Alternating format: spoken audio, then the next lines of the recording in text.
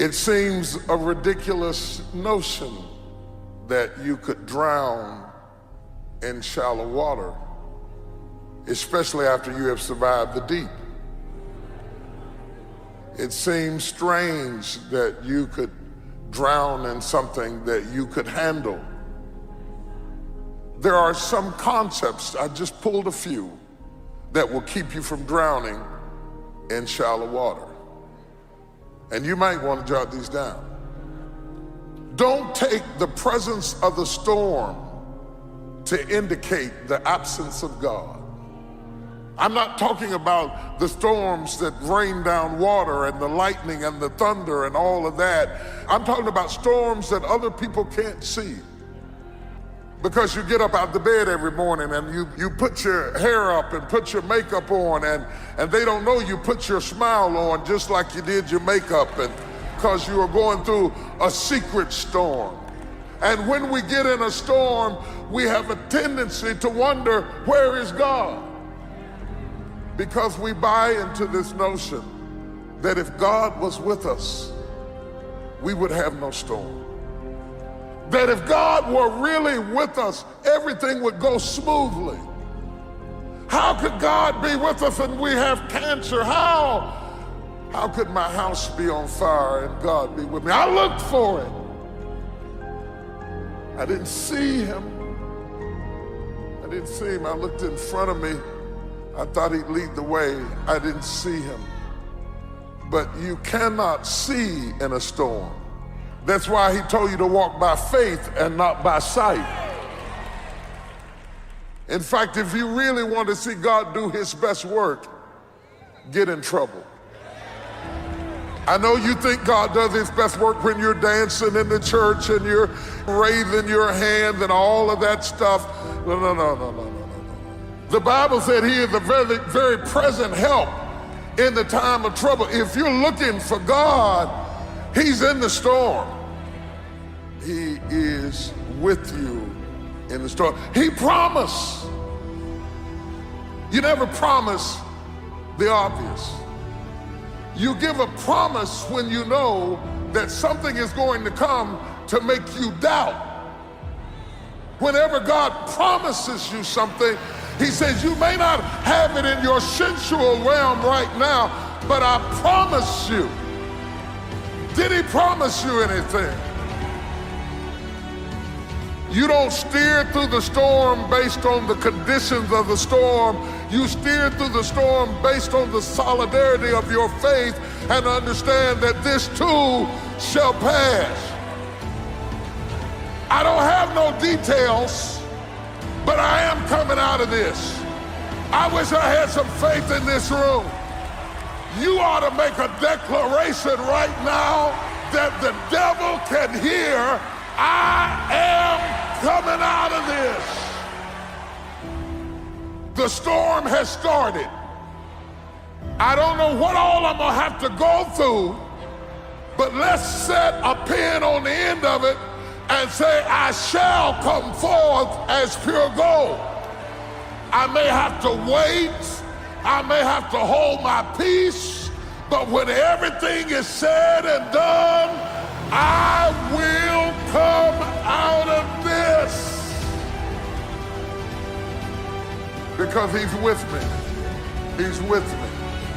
He is with me in the storm. Let's settle on that. He is with me in the storm. I don't know whether you're with me. I don't know whether you're with me, but let's settle this much right now. I know I got at least one passenger. The Lord is with me in the storm. Pull yourself together and quit tripping because you in the process. God is processing you. He ain't through with you. He gonna fix it. Let me tell you this right here. Why are you tripping? I look back on my life at all that I've been through.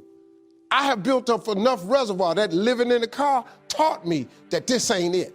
So the things I'm going through now, I know this ain't it, that he gonna come get me in a minute. There are times in life we can feel overwhelmed, like the pressure's too much. A lady told me how things had come against her at work, and she said, I can't take it anymore. The worry, the stress, the demands, it's too much to handle. But Paul said in 1 Corinthians, God is faithful.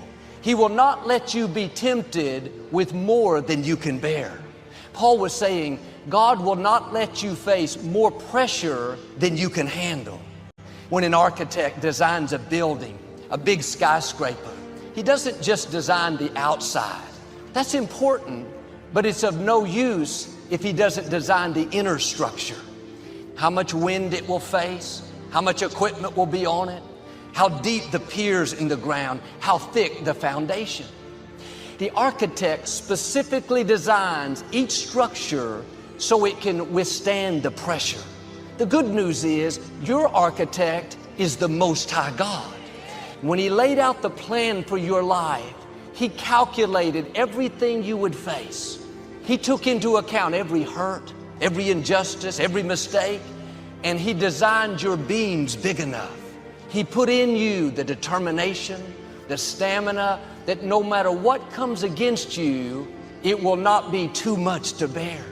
You've been designed to withstand the storms, designed to endure until the dream comes to pass. You may not be able to see it, but your walls are strong enough. Your foundation is deep enough. You can bear whatever comes your way. He didn't forget about what environment you'd be in, what conditions you would face. Nothing you face will cause you to collapse under the weight. You need to remind yourself, I've been designed to withstand. I am determined enough, I'm strong enough, I am well able.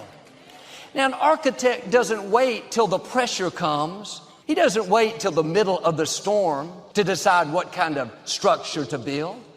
It's designed before one concrete truck shows up. The specs are studied, calculated, and approved before construction ever begins. Before you were formed in your mother's womb, your specs were carefully designed. When you face big challenges, that means you have strong infrastructure. You don't really know what's in you until you get some weight on you. When something happens that we've never faced, it's easy to think, I can't handle this. The truth is, you wouldn't be facing it unless you could handle it. The very fact that it happened is a sign that you are well able. It wasn't a surprise to your architect. He knew ahead of time. He took into account winds that you never knew you would encounter. Nothing you face will cause you to collapse. You've been designed to withstand. In your thinking, you can give in and think, oh, this is too much, I can't handle it. That's why the scripture tells us, don't faint in your mind. You are well able. No weapon formed against you is going to prosper. That difficulty didn't come to stay, it came to pass. The psalmist said, you have been fearfully and wonderfully made. It's not just talking about the outside, that's talking about your specs as well, your infrastructure, how God designed things that you can't see. Things you would think would cause you to collapse, but out of nowhere, strength rises up. A determination to stand strong and outlast the opposition. You may think you've reached your limits. You've been at that same level a long time. Can I encourage you? You have more floors in you. You've gotten comfortable carrying this much weight. It's no problem. If you could see the plans God has for you, you would notice your beams are much bigger than what you're carrying right now. And with that increase comes more weight. You're going to have more pressure. This is pressure that makes you stretch, makes you grow. Not just difficulties, but positive pressure, where you discover you can handle things that you never thought you could handle. What am I saying? You've been designed for everything you're going to face. When you come into things that seem too hard, things that should cause you to collapse, don't worry. God knew they were coming. He already made your beams big enough. Now, it may be uncomfortable. You may have to stretch, but that pressure is not going to stop you. Whatever is in your future, you have the grace to handle it. Now, the key is don't lose the battle in your mind. Your mind will say it's too much. I might believe you if your architect lived down the street. If your architect worked for a firm downtown, he could make a mistake. Your architect is the God who spoke worlds into existence. He doesn't miscalculate. You will never face a situation that you're not designed for.